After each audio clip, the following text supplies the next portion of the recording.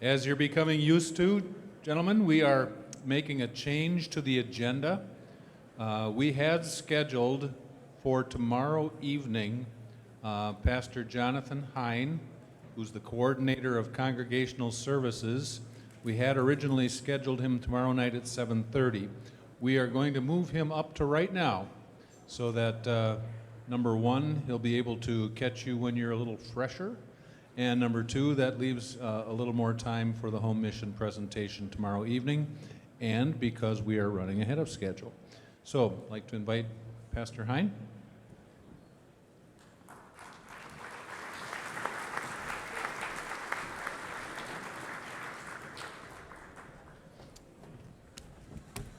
Good afternoon, brothers. It's a privilege to speak to you. Just to be clear, what I'm reporting on right now is not the Congregational Services report. That will come tomorrow. But in that report, I mentioned that there's 4 things Congregational Services does to try and serve you and our church body. And the last one is kind of looking at the trends within WELS, doing statistical analysis. WELS has collected statistical information from congregations for over 40 years. So in the last 5 years, we've started to do some inferential statistics to see what do those numbers potentially tell us and what does it mean for our ministry efforts moving forward. So that's what I'll be reporting on now. So we flipped the order, but it shouldn't matter too much. If you're interested in finding the statistical summary, if you haven't seen it yet, it's right on the front page of the convention website. Down at the bottom, you'll see 2022 statistical report. That's where you'll find that. Just some preliminary. Sometimes people will ask, why even bother with statistics? I mean, we just heard we live under the cross. So what's the point in even really looking at them?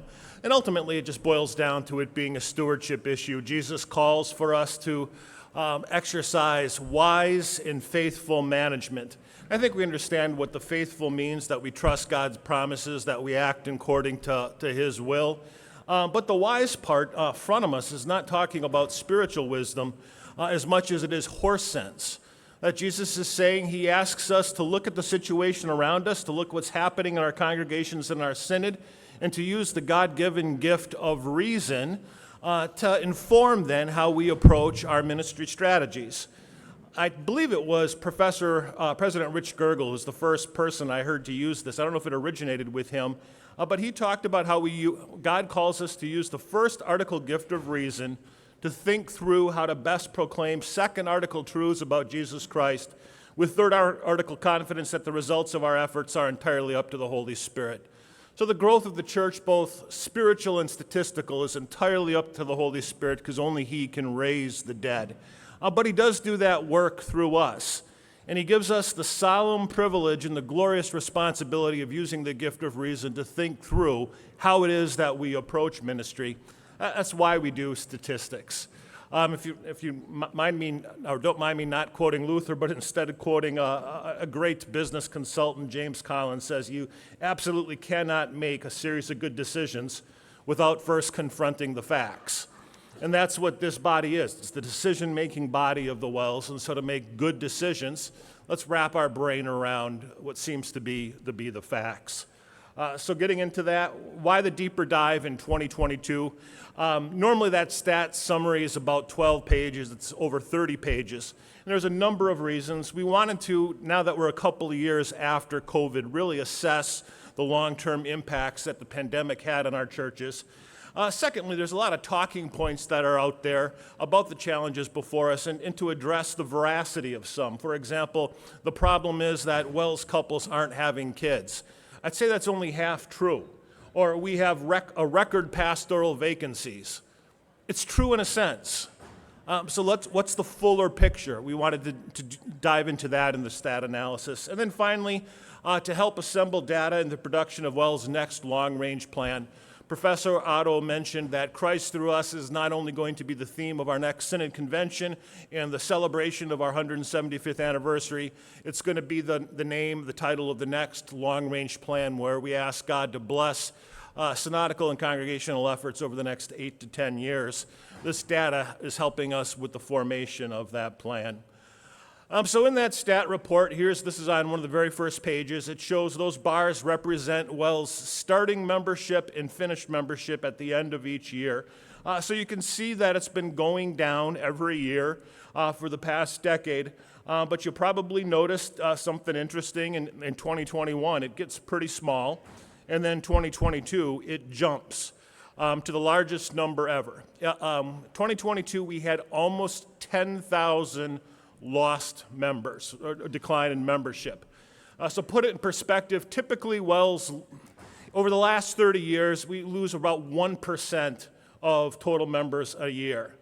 That 10,000 loss represents a 2.8% drop in 1 year. So it's pretty telling. But what's interesting about that year, there's the total numbers, is in that same year, the light blue is average in-person worship attendance in the WELS. So you just kind of see the impact of COVID, that in 2020, we didn't lose a ton more members than normal, but in-person worship just plummeted as there was lots of mandated lockdowns happening at that time. In 2021, it was a small amount of total membership losses, our smallest in about 8 years. And I would attribute that to just elder work being hard to do in 2021. A lot of people didn't want you to come into your homes, or if you'd call them and say, hey, we haven't seen you in worship in 4 or 5 weeks, everything okay? They'd say, oh, we're watching online every week. It just made elder work hard to do. So losses go down, but you see worship attendance coming back. And then 2022, in-person worship attendance rose by 8,000 people. That's the largest one-year jump ever in WELS history. I think what happens in 2022 is a lot of churches just are now doing intensive shepherding work. They want to figure out, post-COVID, who's still with us. And what they found is there are a lot of people who left during COVID. What they also found is there are a lot of people who had left prior to COVID, and they just had never identified it. So what's happening now, we just call it in that report a post-COVID sorting, which we believe is going to continue for the next 5 years. That you're going to see high number of losses in WELS total membership. At the same time, seeing in-person worship attendance ticking up a little bit, and when exactly it levels off, not certain. But that seems to be what's going on. What's striking is when you start to group things decade by decade. So here's the past 5 decades of WELS membership, total gains, total losses. So you see in the 70s and the first part of the 80s, we were gaining members, shrinking a little bit in the 80s and the first part of the 90s. That's where 1990, WELS reached its peak at 421,000 members. So the decade after, 93 to 2002, that's the first time we lost members. We lost 16,000. But we're still over 400,000 total members. The next decade after that, 2003 to 2012, we lost 22,600. So we not only dipped below 400,000, but what's noticeable is that the number of losses increased by a fair amount. I mean, a 36% jump decade over decade in losses, that's noteworthy, which means what happens in last decade is absolutely startling, because we had losses in a decade of 50,000 people. That's a 120% jump from the previous decade, and it brings us down to 331,000 members. The good news is you can't keep having growth of losses, and it mathematically doesn't work out. The bad news is, if you want to call it bad news, that the WELS is still large enough that there can be increases in losses. And if nothing changes in all the underlying things that can cause gains and losses, which I'll get into in a moment, there will be increases for the next 2 decades. A forecast of about 40% increase in the next decade means losses of around 69,000, so that by 2033, we'd have about 262,000 members. The decade after that would be the worst one. 2034 to 43, losses of about 83,000. And at the end of that, so 20 years from now, we'd be down to about 179,000 members. Again, that's if nothing in the underlying trends like birth rate, adult confirmations, backdoor losses change. Where is all this coming from? And we need to talk about types of gains and losses. In the stat summary, we basically break it into three different categories. Life cycle would be, gains would be births to members who are then, those infants are baptized and they become members of WELS or are pulled into our church. Losses would simply be WELS people dying. Spiritual gains would be things like adult confirmations, affirmations of faith, and children of those people. Spiritual losses would be like removals, releases, excommunications, people who are just lost from WELS. WELS movement, that's transfers in or out, that certainly affects congregation's total membership. It doesn't really affect WELS total membership, as that should be a loss. So when you look at spiritual gains and losses, so growing from the inside versus growing from the outside, over the last last decade, here's what you see. You'll see that, go back a decade to 2013, we had net spiritual losses around 5,800 people. And that's what we kind of had averaged for a while. And we had net spiritual, or net life cycle gains, so in other words, more births than deaths, of about 2,400. Meaning you net lose about 4,000 or a little fewer, which was about 1% of our membership, which is what I said historically is what we had been losing, is approximately 1% of our membership. But you'll notice that net spiritual losses remained flat, and now 2022 spiked, and we said that's going to continue for a couple of years. And meanwhile, you see what's happened to net or life cycle gains. 3 years ago, for the first time, it flipped. And we now have net life cycle losses. In other words, we have more WELS people dying than we have babies being born to WELS couples. The last 3 years, we're at 3,000 or lower. It was only 9 years ago that the birth rate was closer to 6,700. So it's kind of a collapse in the birth rate. There again, you see that. WELS now, deaths have increased, WELS births. This groups births into 5-year segments along with non-communicant total membership into 5-year segments. So that would be WELS members 14 and under. So you see in 1987, we had about 102,000 people in WELS that were 14 and under. But in those same 5 years, we had, what does that come out to? 44,000 births. Compare that to the last 5 years when we've had about 19,000 births. And so total non-communicant members is down to the mid-60,000, so a reduction of right around 40%. This, of course, has then changed the average age in the WELS, so that we've gone from being about 75% communicant members to now 80%, and that percentage goes up at least 0.3 of a point every year, as we kind of continue to age. So a status quo model forecast, and if any of you have studied statistics, they talk about confidence intervals.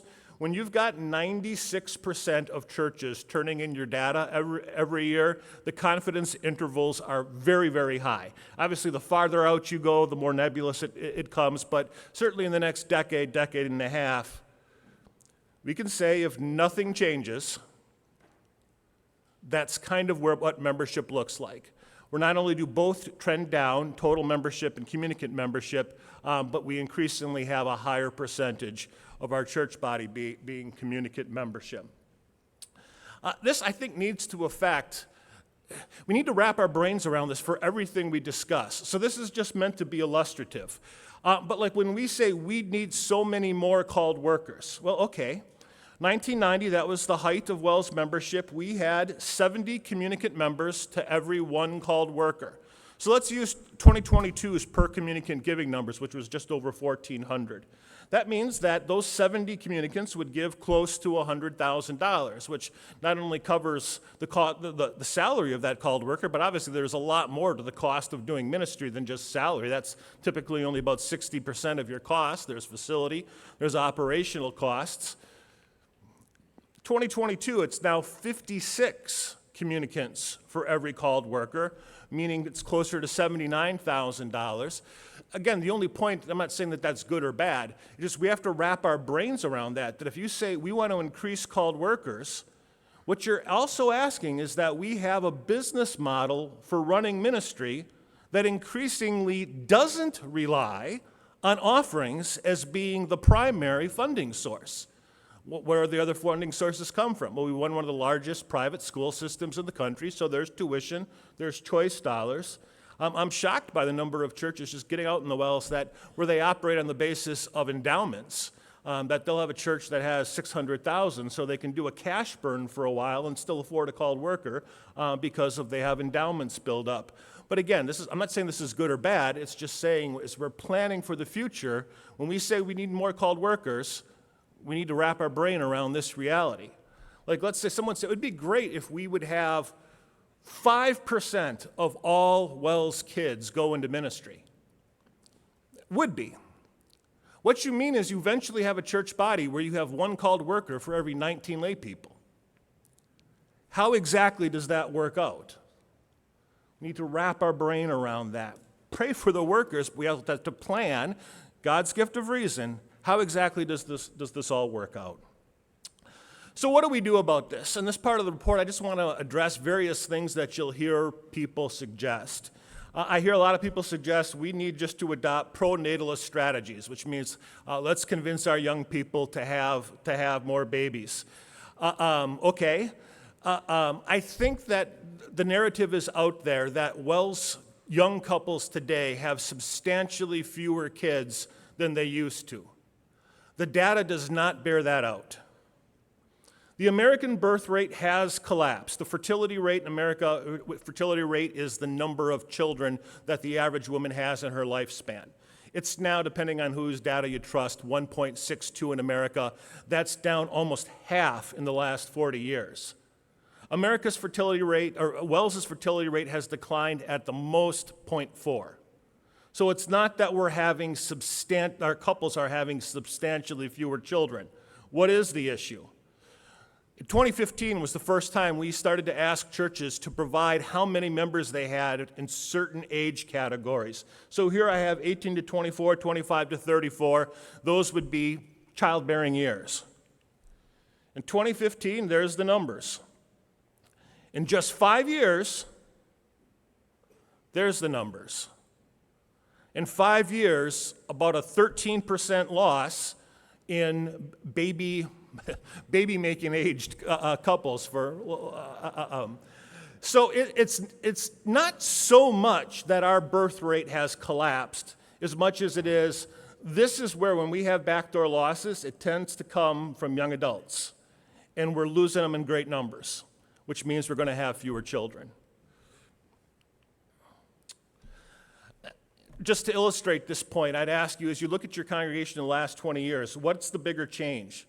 Do you see that young couples are having substantially fewer children? Or do you see that there's just a lot fewer younger couples, that your church is aging?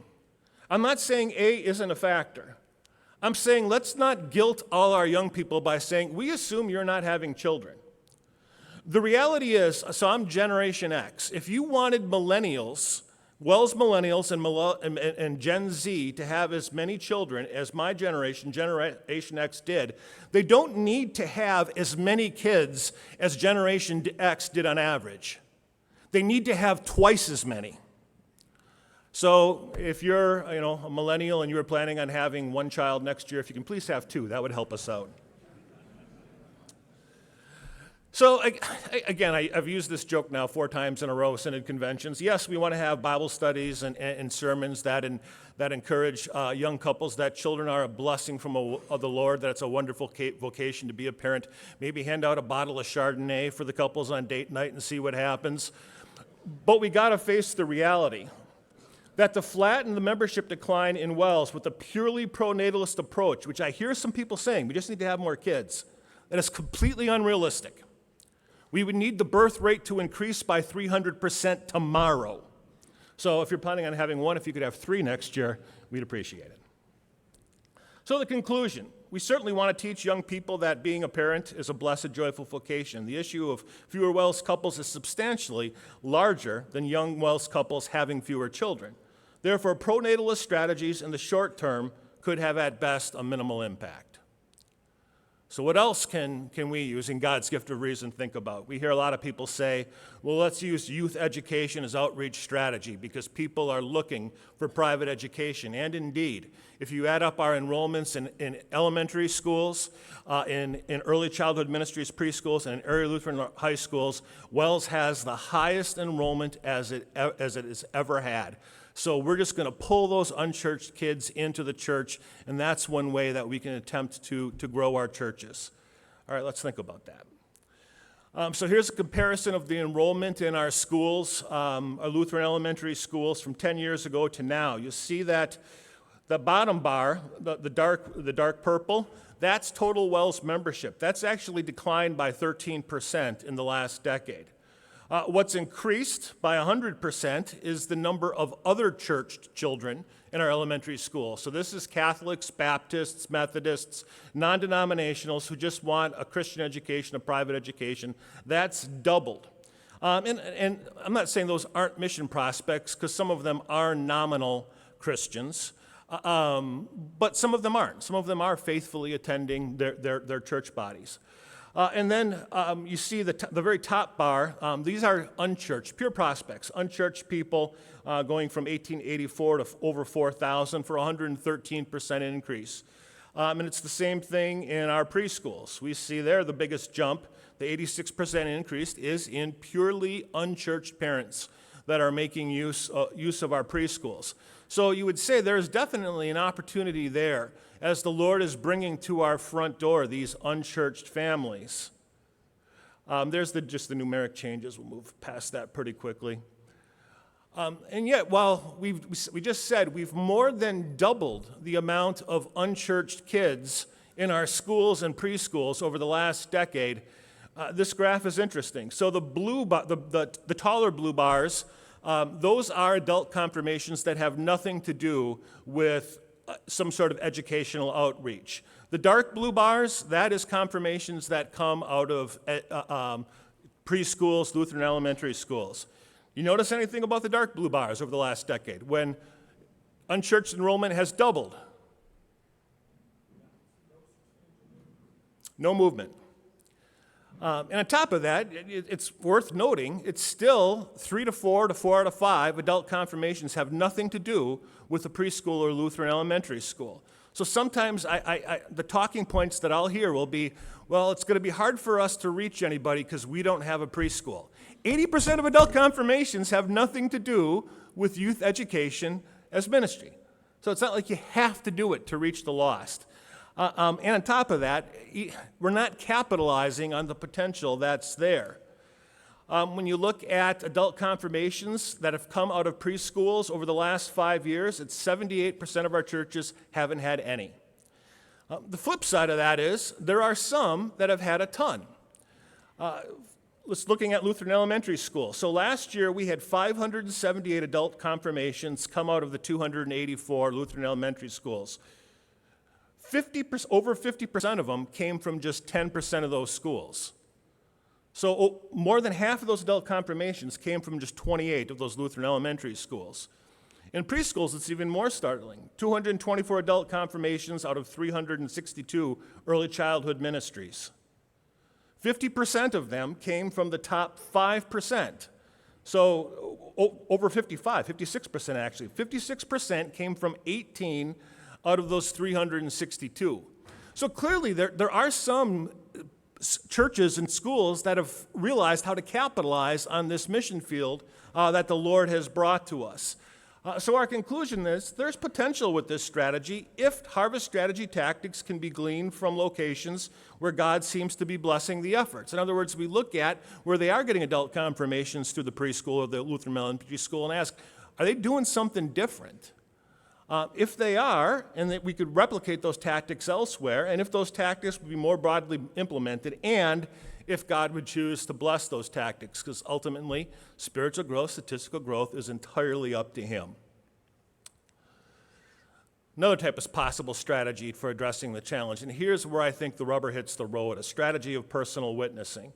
What do I mean when I say that? But WELS, a lot of times what we talk about when we say evangelism, we're talking about corporate outreach, which would be efforts by the corporate entity, the congregation, to connect with people in the community. So mass mailings, Facebook ads, and stuff like that. Personal witnessing is efforts by the Christian to engage with unbelievers and unchurched individuals that God brings into their sphere of influence. So it's more of a personal, every member type of responsibility. Why is it important that we lean into personal witnessing? All the different groups that study American Christianity, so there's Barna, there's Pew, there's Lifeway, they typically divide unchurched Christians up into different categories. I've tried to synthesize all of them down into 6. The first is the shopper. So this is someone who still calls themselves Christian. They want to go to church, so each weekend they're hopping around to a different church, hoping to find the right fit that they can join. Then there's the disengaged. This is someone who still calls themselves Christian, but for whatever reason has stopped going. Maybe they took a job in another city, never found another church. They still go Christmas and Easter. They feel guilty that they don't go more, but for most of the point, they're disengaged. Then there's the turned off. This is the person who had some sort of bad experience in the church. Maybe they had a fight with their pastor, or maybe they disagreed with some doctrine in their church body, and so now they're turned off on church. They might still call themselves Christian. They might just call themselves spiritual, but they just have no interest in organized religion. There's the happy humanist. So this is someone who, he would say, you don't need religion to live a moral and purposeful life, that you have that potential. Every human has that potential within him. But I call him the happy humanist because he would say, but if you like church, that's great for you. I just don't need it. Then there's the assailant. This is the person who's vocal in saying that churches are actually harmful to society, which according to a 2017 Pew Research study showed that's about 1/3 of Americans under the age of 30 would agree with the statement, churches do more harm than good. They would say we promote prejudice, we promote misogyny, whatever. But the assailant groups in America, these are people who vocally would speak out against the Christian church. And then finally, there's the unexposed. And this is an increasingly large number of Americans. They just don't know what Christianity teaches. They maybe know there was a guy named Jesus, but they literally know almost nothing beyond that. So you kind of got those six in your mind. You can kind of think the shopper and the disengaged, that might be kind of what you might think of as low-hanging fruit. We could maybe pull those into the church fairly easily if we'd reach out to them. The assailant, a little harder nut to crack, but it's the Holy Spirit's work, and he can convert anyone he wants. But just the shifting in American culture. There's the breakdown in 1980. Just think about it. 1/3 of unchurched Americans were looking for a church. So if you'd kind of have some good ministry going on and you'd get your name out there in community, some people would just walk into your doors and say, hey, I think I might like to be a member here. By 2000, there's the numbers. And now in 2020, there's the numbers. 1 in 20 Americans are looking for a church. So again, just wrap your brain around what this means. It means to say, we're going to get our name out there in the community that we have a really good church. Brothers, no one cares. You are pushing something they don't think they need. The people are not going to come to us. We're going to have to go and get them, which is why pivoting away from thinking about corporate outreach is the primary way to do evangelism. It still has its place. But thinking of personal witnessing as the primary way to do evangelism, it's something we have to come to grips with as a church body. I think that this personal witnessing is going to require us to have a robust theology of presence. What do I mean by that? In Acts 17, we're told that the place that you live, ultimately the reason, ties back to God's broader plan of salvation. So you have 414 Mandan Drive. You want to guess what that is? That's my home, which I moved to 6 years ago when I had this call. So there's 414 Mandan Drive. A theology of location says the reason I live in that home is not because it had the amenities that I wanted. It didn't. It is a fixer-upper. If any of you are handy, please text me afterwards. I got some work for you. It wasn't because it was simply the house that we could afford. What a theology of presence says is the reason I live in that house is because of all the other houses that are around them. I know the names of everyone in all of those houses. I know whether or not they go to church. How did all those introductions get made? Through my wife, who's a social butterfly. I'm more shy. But we think that God put us there for that reason. My neighbors know two things about me. They don't all know I'm a pastor. They know I'll make an old-fashioned the size of their head. That's pretty good. And they know I'm a good listener. And so if their marriage is falling apart, they might be willing to come and talk to me. That's a theology of presence. I've been there 5 years. I've gotten one of those couples just this past Easter to come to my church for Easter Sunday. But that's one, and it was a couple. A theology of presence empowering a strategy of personal witnessing. I think there's a ton of potential here. A couple of exercises to illustrate the potential. Imagine if this is the 40% exercise. So 40% of the 93,000 communicants who worshiped weekly last year engaged in this personal witnessing strategy. That's 37,000 believers who are sharing their faith with those that God brings into their sphere of influence. And imagine if those 37,000 are trying to invite their unchurched relatives, neighbors, friends to come to church, and only 40% accept that invitation. The stats show it's typically higher than that. Like for Christmas Eve, it's closer to 70%. But let's just say it's 40%. That's 15,000 visitors who show up. I guarantee you that's substantially more than all our Facebook ads put together. And let's say of those 15,000 who show up, prospects who show up to our church for worship, through an aggressive follow-up strategy and a great bit class, 40% of them join. That's 6,000 adult confirmations, and when you add in the children that'll come with them, that's 8,000 spiritual gains. That is double what we're currently doing. Switching from a strategy of corporate outreach to thinking more about personal witnessing. Another illustration.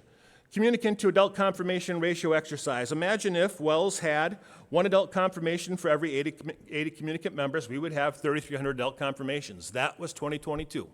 That's what we had, one adult confirmation for every 80 members. So you just do the math, it's not that complicated. If we could get one adult confirmation for every 40, which, does that seem like it should be hard? Like, I think about three tables would be 40. Imagine if all three tables, if you said, we're going to commit to this. Twice a month, we're going to have some unchurched neighbor of ours over for dinner. And we're not even going to share our faith necessarily that first visit. We're just going to be friendly with them. And then as the Lord provides opportunity, as those people who we're connecting to, as they have hardships in their life, we can give the reason for the hope we have. If 40 people were committed to do it, do you think that maybe they could get one a year? Number doesn't seem unrealistic, does it? It's up to the Holy Spirit, but my point is it doesn't seem unrealistic. That would double our adult confirmations. What if we could get it to one adult confirmation to every 25 communicant members? It means we would have 10,600 adult confirmations. And if you say, Hein, this is pie in the sky, that's unrealistic. One adult confirmation for every 25 communicant members.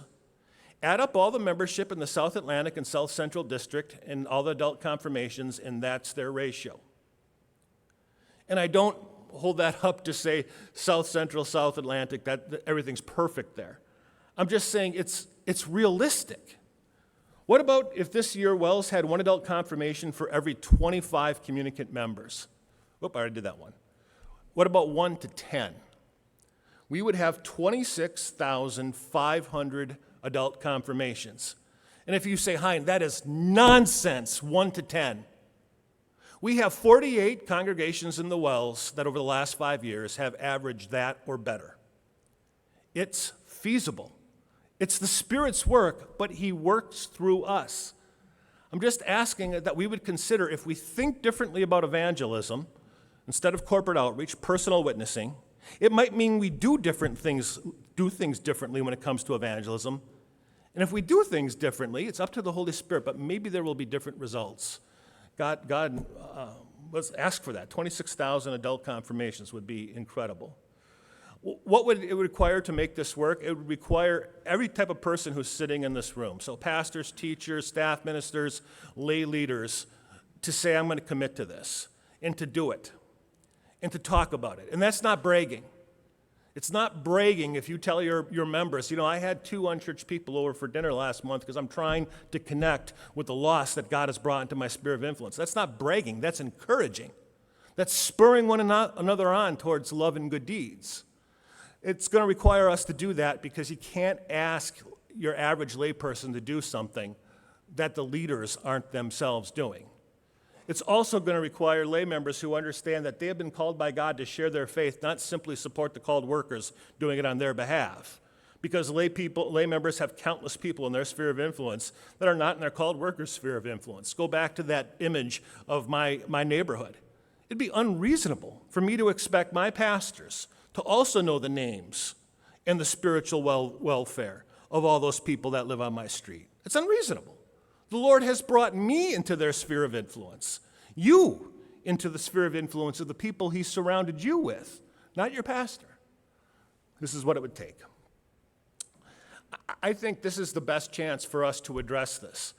So I took out the post-COVID years and just looked at the average elk confirmations 1980 to 2019. It's roughly 3,600 a year. We deviate at the most about 15%. Year after year, maybe 500 up, 500 down, but it's pretty steady. Again, it's up to the Holy Spirit, but if we try approaching evangelism a little differently, could He double that? Could we have 7,000 adult confirmations in a year? If instead of saying this is the church's job, every member in the WELS would say, no, this is my job. I'm the evangelist, not Facebook. I'm the evangelist, not the mailing. I'm going to be the witness for Christ. I pray that the Lord would bless that. So the conclusion, a strategy of personal witnessing has the greatest potential by a large margin to be impactful. It requires something of a cultural shift from thinking of evangelism primarily as a corporate effort to thinking of evangelism as a personal privilege. And corporate outreach efforts still have their place, but that cannot lead us to neglect personal witnessing, which my fear is that I've actually had people tell me this. I'm willing to write the check for the Christmas mass mailing. Just please don't ask me to, or for the Christmas newspaper ad, please don't ask me to invite my friends to Christmas Eve. And I want to say, God bless your generosity, but realize that newspaper ad is just been proven to do almost nothing. You inviting an unchurched person to Christmas Eve, 7 out of 10 will say yes. So we can still do corporate outreach, but let's not use it as an excuse to not engage in more personal witnessing. Another strategy for us to consider moving forward over the next decade, I think, is a consolidation strategy, and this addresses a lot of the vacancy challenge. You'll see that over the last couple of years, our total number of congregations goes up. It started to dip a little bit in the last couple of years as closures have increased, but it kept increasing while membership was going down, which means just that increasingly level, the average number of members in a church was trending down. It was trending downwards. Here's some of the numbers. So 1990, that's our peak membership. I find that total pastors thing fascinating, don't you? I mean, people say, we must have a lot fewer pastors today than we did. We have the exact same number. And we say, well, we must be putting them all in non-parish ministries. Not many. In 1990, it was about 11.8%. We're up to about 12.1%. So that would be things like all the teachers, the pastors who teach in our ministerial education schools, world missionaries, people like myself who work in synod administration. It's gone up about 0.5%, but it's not gone up statistically a ton. So what's the difference? We've increased the number of congregations with membership getting smaller and smaller. You see the ratio of weekly worshipers to parish pastors going from 163 to 1 to 92 to 1. This is affecting congregations' worship size. So let's just look at those last two columns, which is a decade ago to now. A decade ago, we had 8.3% of our churches worshiping fewer than 25. It's now up to 13.4.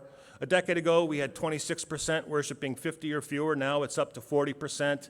And 100%, or 100 or fewer than 100, that's up to 69%.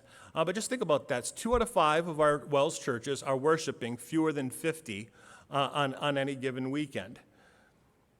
To me, it raises the question of critical mass. What does it do, say for example, to a prospect? He walks into a church and he sees the church is only 15% full. that it can seat 180, but it's worshiping 27. It communicates a message to that prospect, which it's kind of hard to overcome. Or imagine that your school keeps shrinking in enrollment, and so that now you have 4 grades to a room in the elementary school. The data is clear that, yes, the American public is looking for private education in higher numbers. They are not interested in attending a school where you have multiple classes in a classroom. So with consolidation, the primary goal is not help the vacancy rate. The primary goal is helping congregations achieve a larger critical mass so that they can do more ministry. Just the possibility of this, when you think about what I said before, we have 460 churches worshiping less than 50 in worship. 50% of those churches are within 10 minutes of another. So that's 230 churches within 10 minutes of another church. At a 2-to-1 consolidation, we have 115 fewer congregations. At a 3-to-1 consolidation, which I think is easily possible, we have 153 consolidations. The vacancy rate pastoral vacancy rate as of a call day was 140. Is that still about what it's at? It was 140. So do we have a vacancy problem, or do we have a deployment problem? That while dropping by 90,000 members, we've maintained an organizational footprint, a congregational footprint, as large as it was in our heyday. And it was large at one point for a reason. When you start churches in the 1910s and you have a lot of farmers walking in or coming in by buggy, you need a church every 2 miles. You do not need that now. So would this consolidation be a path forward? The challenge of it is people, and rightly so, they're emotionally attached to things in their congregation. I mean, I've had elderly WELS gentlemen tell me, my children were baptized in that font, and now my grandchildren were baptized in that font. And I praise the appreciation he has for baptism. What I would pray the Holy Spirit would instill in him is the understanding that it was not the piece of wood in the bowl that did anything. It was the water in the Word. And the Word can be preached anywhere, and water is not too hard to find. So I understand the appreciation, but we got to come to grips with what I think is this question. What's better, more congregations or more and stronger ministry efforts? I would humbly submit it's the latter, and that through a strategy of consolidation, we could achieve that. Now, if earlier we had elected Mark Schrader Pope, this would have been really easy. Like in the Catholic Church, he could have just said, you're closing, you two are consolidating. We're the WELS, where we're a congregationalist polity. Congregations are supreme. It's up to congregations to decide if they want to do this. If you're open-minded, even just to considering this, that's part of what my group in Congregational Services does, is just help churches in a geographic proximity assess, could we do more ministry for Christ's glory if we would consolidate rather than operating in our little independent silos? The means is Christ's glory, Christ's mission, the end, congregations and their ministry efforts. If we would have a decade from now 200 fewer congregations, but we're doing more ministry, that's a good thing. You maybe saw one example of this in a recent WELS connection. 3 churches in West Dallas, none of them were tiny. Jordan was the smallest at about 160. They all consolidated because they were in 2-mile diameter. And they not only consolidated, they rebranded. They just wanted to have all their members, and now it's a total of like 1,400, be able to tell their friends and family, we're trying to start a new church. And would you like to be part of it? Would you like to come with me and see what's going on at this new effort? I just think this is has a lot of potential moving forward. So conclusion, the consolidation strategy has the potential to help churches achieve a greater critical mass and thus enable them to do more ministry, and it's the added benefit of reducing the total number of locations where a parish pastor is needed, helping address the vacancy problem, which brings us then to the next strategy that I hear rumblings about, the New Start strategy. And the rumbling I hear is, should we do it? 100, when we're vacant, 100 missions and with consolidation, I've shown out we can do this. Any church body that is serious about mission work is talking about now is the time to start new churches, not stop. That first one, that's PCA. The second one, that's more evangelical. But there's all sorts of church bodies studying this. And they say with all the churches closing, there's about 12,000 American churches closed last year. Now is a great opportunity for churches that are mission-minded to open new churches. So why should we commit to the 110 thing? Let me do an apple-on-apples comparison. So it's not fair to really compare a small mission to a WELS church of 2,000 people. I would expect the WELS church of 2,000 people is going to be able to reach a lot of people. But if you compare a mission church to WELS churches that a total membership of less than 250, they have double the amount of adult confirmations. That home missions kind of demonstrate what happens when a church, when a bunch of members have a laser-like focus on evangelism, including that strategy of personal witnessing, which is kind of key in home mission congregations. So double the amount of confirmations. That doesn't mean that we only focus on mission churches, though, because mission churches are only about, Sean Young can correct me, I think it's 8.5% to 9% of our total congregations. So when you look at total adult confirmations from churches 250 or less, it's still the majority are coming from established churches. And when you talk about the larger churches too, it's 80% of churches, 80% of adult confirmations that come from established churches. So rather than playing them against one another, should we open new churches or should we focus on established churches? I see it as a both and. I see the 100 missions in 10 years to be the opposite side of the coin of what I'll talk about tomorrow is Congregational Services Everyone Outreach Program, where the Commission on Evangelism is trying to help you inculcate the mindset that members have in a home mission setting where they're just like, we're all about evangelism. This is all of our responsibility. Because I think the gospel is so wonderful. It is too small a thing for us to simply open 100 new churches. Over the next decade, I want there to be 1,000 churches that are operating with the same zeal and the same outreach mindset as all our home mission churches do. So reasons to commit to 110 opening new congregations fulfill Jesus' directive to be my witnesses. It's what Jesus has asked us to do. They tend to model a culture laser focused on evangelism, providing abundant examples of the strategy of personal witnessing in action. And those new congregations in places around the country where WELS doesn't have any congregations can help with member retention. I did a quick study. If we hadn't opened the churches over the last 50 years, it's not just that we lose their adult confirmations. But think of, for example, we now have 7 churches, I believe, in South Carolina, where we used to have 3. Imagine a member would move to South Carolina and he lives an hour and a half from any WELS church. Does he stay WELS? I estimate we'd be down about another 70,000 people if we hadn't opened those new missions.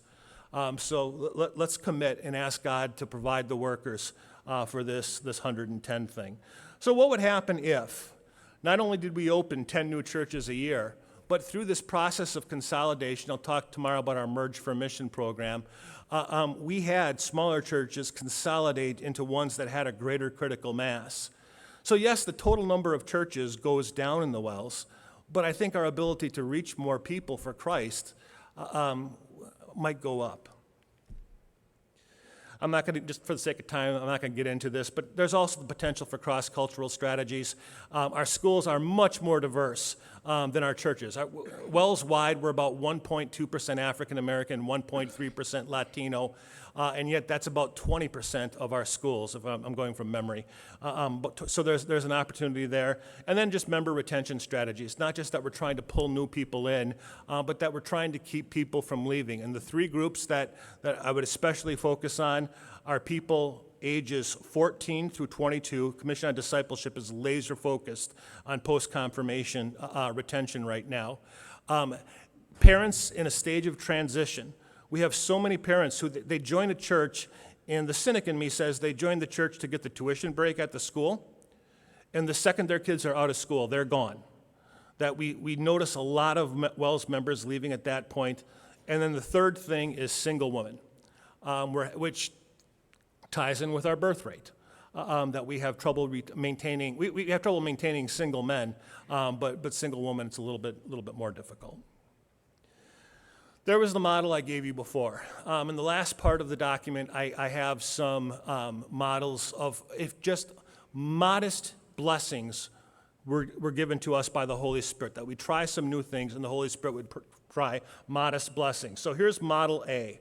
We have adult confirmation rate in the top 5% of youth education outreach efforts. We're able to get that in 20% of our churches.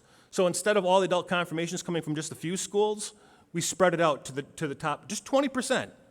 Through personal evangelism efforts, the ratio of communicants to adult confirmations improves, peaking and holding at 40-1 in 2040. The Board for Home Missions opens 8 new congregations annually. Annual backdoor losses are reduced to 2.3%, and WELS fertility rate holds steady. If all those things were true, this is what happens.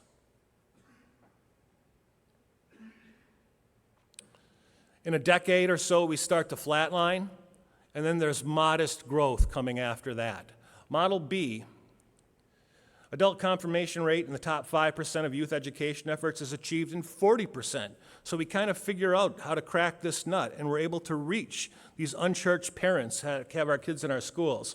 Through personal evangelism efforts, it reaches 45-1 by 2035 and peaks at 21-1 in 2045. Which I think is, again, it's a challenge, but the Lord can do anything. The Board for Home Missions opened those 10 new congregations annually. Annual backdoor losses are reduced to 2.5% of membership by 2035 and 2% by 2045. And WELS fertility rate actually increases just 0.2. So if you're going to have 2 children, you now need to have 2.5. If we would achieve that,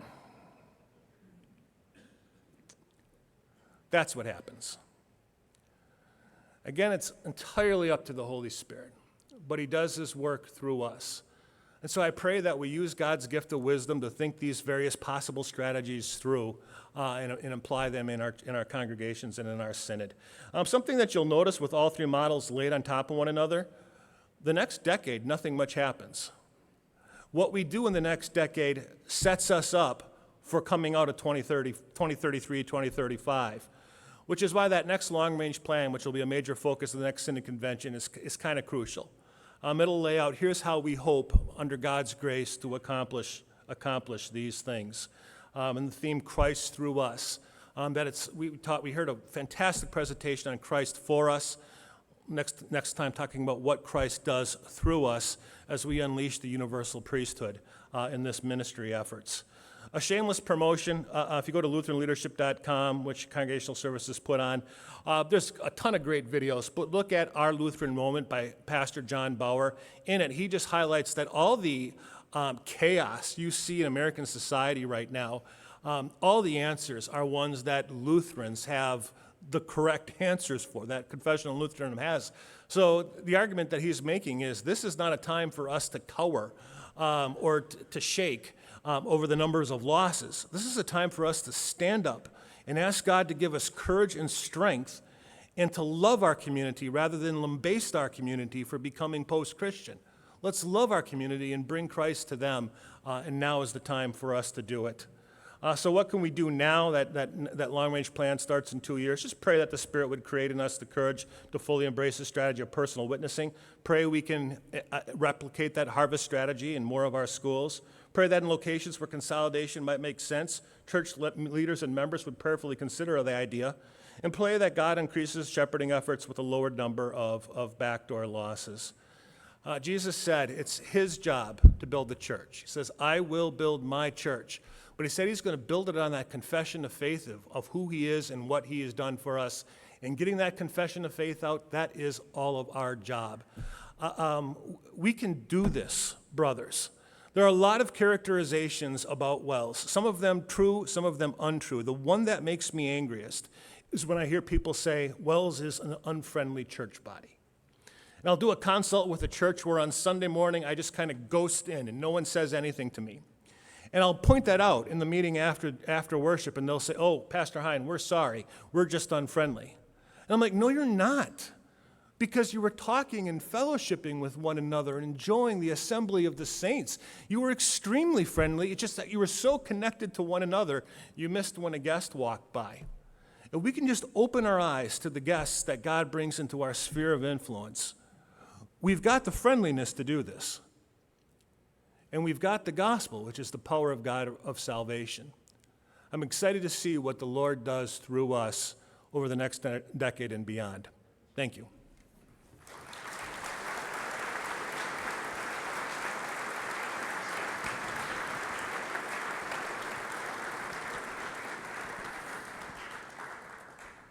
We have a few minutes for questions if there are any, or comments.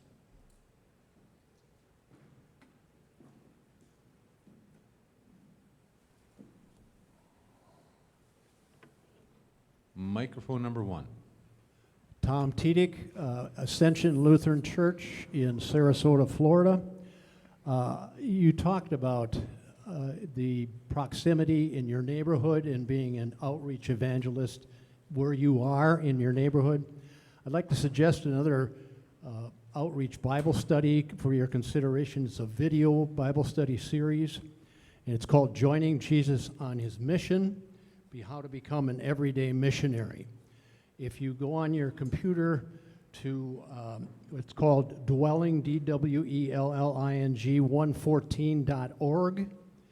I did this Bible study twice, and at 2 different churches. It makes a very significant difference in having everybody feel very comfortable with doing an outreach without adding another layer onto what their already busy lives are, and just being friendly, inviting people over for dinner, doing what comes natural in your everyday life without adding another layer. So another consideration. Thank you. Again, joining Jesus on his mission. Microphone 1.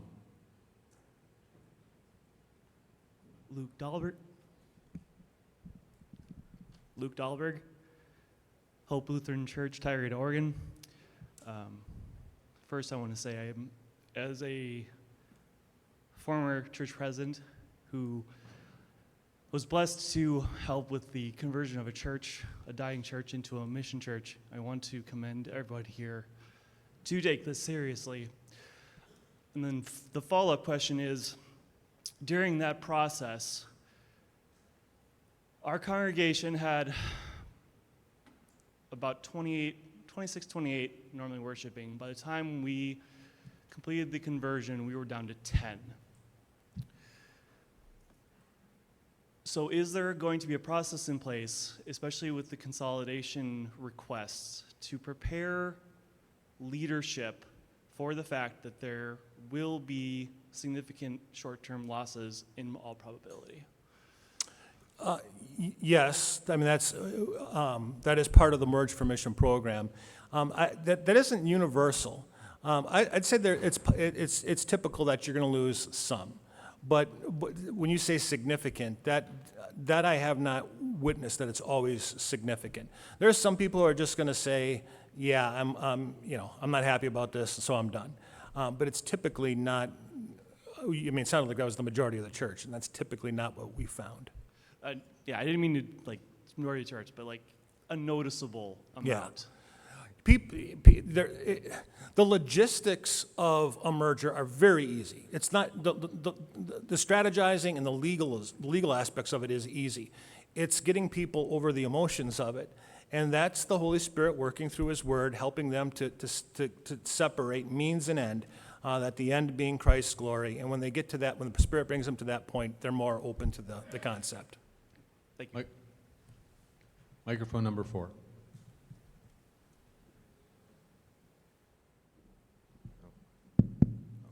Andrew Haig, lay delegate, Gethsemane, Omaha. First of all, I just wanted to commend you on the study. I think it was very well done and appreciate the work being presented here.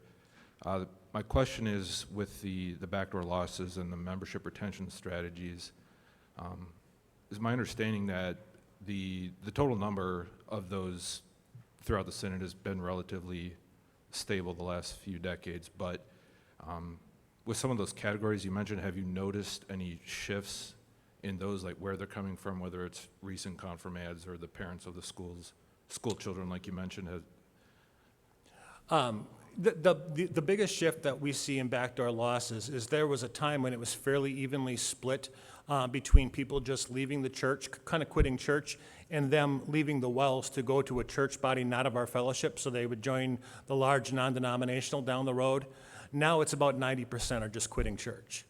So they're not, it just ties in with what I said earlier. Americans have lost interest and they don't see the need for it. But that's really the only shift. It's been fairly consistent that the largest losses typically come from young people.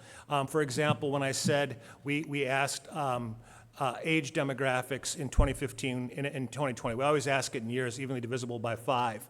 When you go back and you count, like let's say you're looking at 16 to 21-year-olds, and you go back and look at the birth rate 16, 17, 18, 19, 21 years ago, so total births and baptisms in the WELS, and then what we have as far as that age group, it's always half. So we lose about half.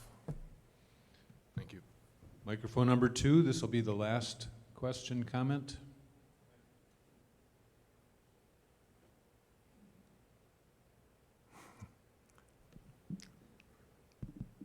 Thank you. Paul Nealon, lay delegate from Lake Geneva, Wisconsin.